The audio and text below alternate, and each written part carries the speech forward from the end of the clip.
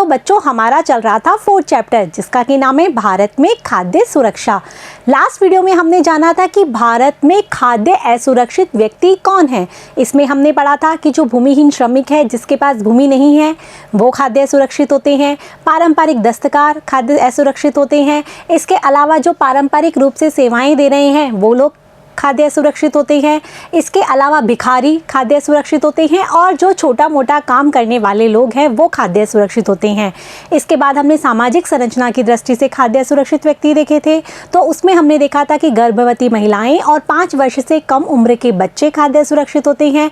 भूकंप, बाढ़, सुनामी आदि त्रासदी से ग्रसित लोग कैसे होते हैं, खाद्य सुरक्षित होते हैं। और SC, ST और OBC के लोग भी कैसे होते हैं, खाद्य सुरक्षित। इसके बाद हमने ये जाना था कि भारत में भुखमरी किस प्रकार की होती है। तो ग्रामीण क्षेत्रों में तो अधिकतर भुखमरी कैसी होती है, मौसमी भुखमरी। और उसके बाद हमने दीर्घकालिक भुखमरी अर्थात बहुत दिनों तक कम पोषण वाला भोजन लेने से जो लंबे समय तक भुखमरी चली आती है उसे ही दीर्घकालिक भुखमरी कहते हैं। ये हमने जाना था।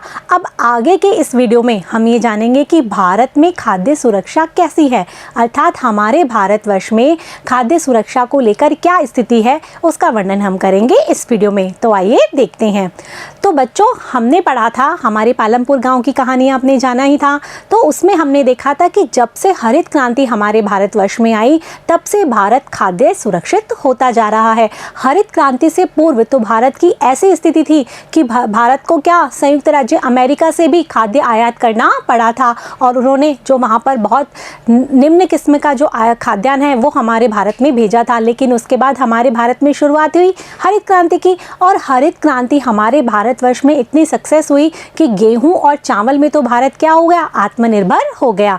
तो हरित क्रांति क्या है, हमारे भारत के लिए एक माइलस्टोन बनकर रह गई और इसने हमारे भारतवर्ष को काफ़ी हद तक खाद्य सुरक्षित किया। ठीक है, तो यही चीज़ यहाँ पर है कि भारत में खाद्य सुरक्षा, स्वतंत्रता के बाद खाद्यान्न में आत्मनिर्भर होना भारत का लक्ष्य रहा है। क्योंकि आप सब लोग जब जानते हैं जब हमारा भारत देश स्वतंत्र नहीं था, औपनिवेशिक शासन था यहाँ पर, तब भारतवर्ष में खाद्यान्नों के लाले पड़ते थे क्योंकि यहाँ की जो फसलें थी वो सब कहाँ चली जाती थी, इंग्लैंड चली जाती थी। आपने पढ़ा था ना कि हमारा भारत देश तो सोने की चिड़िया था, लेकिन इंग्लैंड वासियों ने क्या किया, हमारे भारतवर्ष का बहुत अधिक शोषण किया। तो इस तरह से हमारे भारतवर्ष जब आज़ाद हुआ तब हमारे सभी अर्थशास्त्री और जो हमारे नीति निर्माता हैं उनके सामने केवल एक ही लक्ष्य था कि हमारा भारत देश क्या रहे, खाद्यान्नों में आत्मनिर्भर रहे।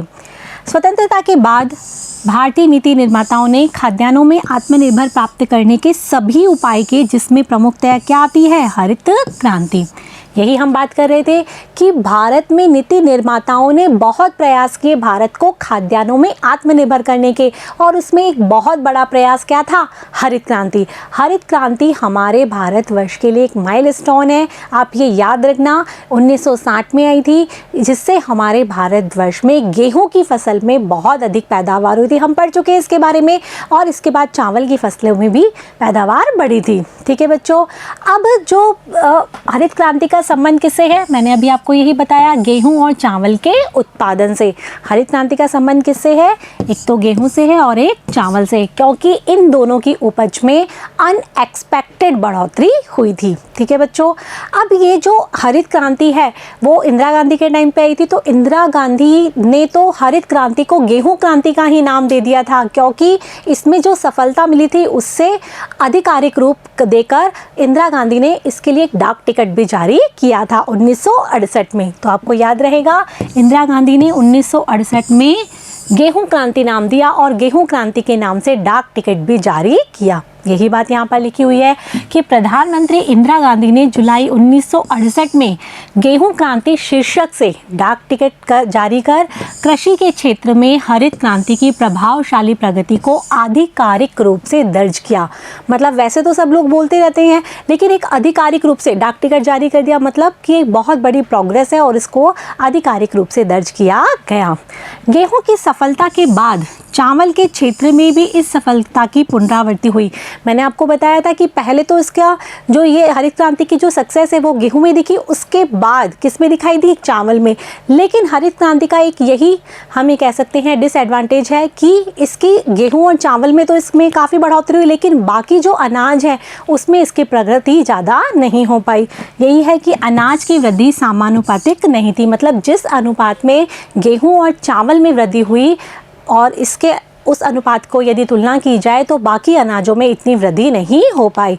अब हम अनाजों के उत्पादन में वृद्धि देखेंगे तो हमारे सामने दो स्टेट दे रखे हैं, यूपी और एमपी। तो अनाज के उत्पादन में वृद्धि 2015 और 16 में यूपी में कितनी हुई, 44.01 करोड़ टन, और एमपी में हुई 30.21 करोड़ टन।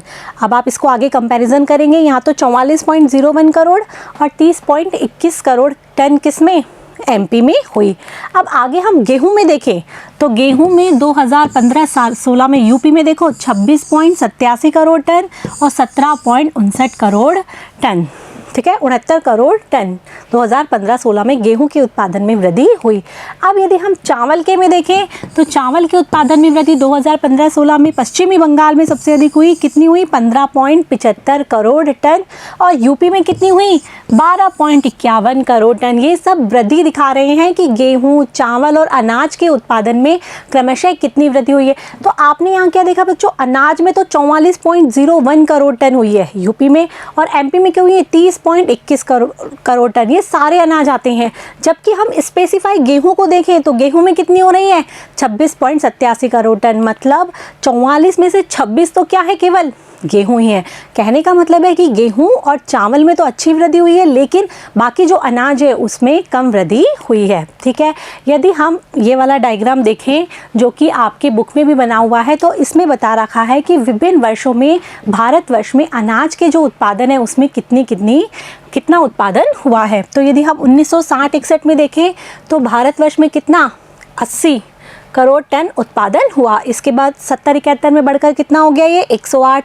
और यदि हम देखते रहें तो ये धीरे धीरे बढ़ता गया।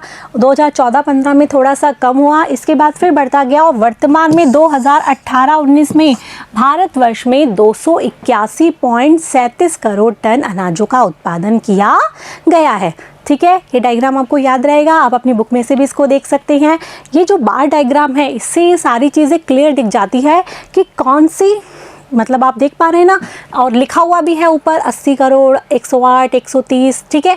ये पूरे सारे इसके मेजरमेंट दे रखे हैं और सारे यहाँ पर ईयर्स दे रखे हैं। तो इसके द्वारा आप देख सकते हैं कि भारतवर्ष में किस तरह खाद्यान्नों में बढ़ोतरी हुई है। और 2018-19 में तो ये कितनी हो गई है, 281.37 करोड़, 2017-18 में 277.49 और 2016-17 में 275.68 करोड़।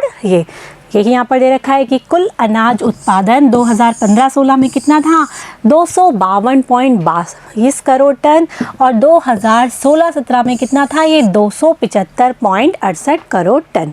तो बच्चों ये क्या था कि भारत में खाद्य सुरक्षा, तो हमने क्या जाना कि हरित क्रांति के द्वारा भारत में खाद्य सुरक्षा पर बहुत प्रभावकारी असर हुआ है। भारत में खाद्य सुरक्षा बढ़ी है, खाद्य सुरक्षित लोग कम हुए हैं, किसके द्वारा, हरित क्रांति के द्वारा। भारत खाद्यान्नों में पूर्णतः आत्मनिर्भर हो गया है। जो हमने उपलब्धता पढ़ी थी ना कि भारत में खाद्यान्न क्या होनी चाहिए, उपलब्ध, तो वो हो चुका है किसके द्वारा, हरित क्रांति के द्वारा। हमने यहाँ पढ़ा कि गेहूं के उत्पादन में, चावल के उत्पादन में और अनाजों के उत्पादन में कितनी वृद्धि हुई, साथ में भारतवर्ष में कितनी अनाज उत्पादन हुआ। हमने ये भी देखा कि इंदिरा गांधी ने तो गेहूं क्रांति का ही नाम दे दिया हरित क्रांति को 1968 में, और डाक टिकट भी जारी किया। तो बच्चों ये था भारत में खाद्य सुरक्षा, आपको याद रहेगा। अब हम आगे की वीडियो में जानेंगे कि भारत में खाद्य सुरक्षा के लिए सरकार ने कौन कौन सी 2 नीतियां अपना रखी है, जिसमें एक तो है बफर स्टॉक और एक है सार्वजनिक वितरण प्रणाली। तो हम नेक्स्ट वीडियो में बफर स्टॉक के बारे में जानेंगे कि आखिर बफर स्टॉक होता क्या है। तब तक के लिए आपको क्या करना है, आपको ये सारी चीज़ें अपनी कॉपी में नोट करनी है। ये जो भी आपको आंकड़े बताए गए हैं, जो भी डायग्राम आपको बताया है, आपको इनको अपनी कॉपी में नोट भी करना है, साथ में याद भी रखना है। तब तक के लिए मेरे साथ बने रहिए, पढ़ते रहिए, बढ़ते रहिए। Thank you.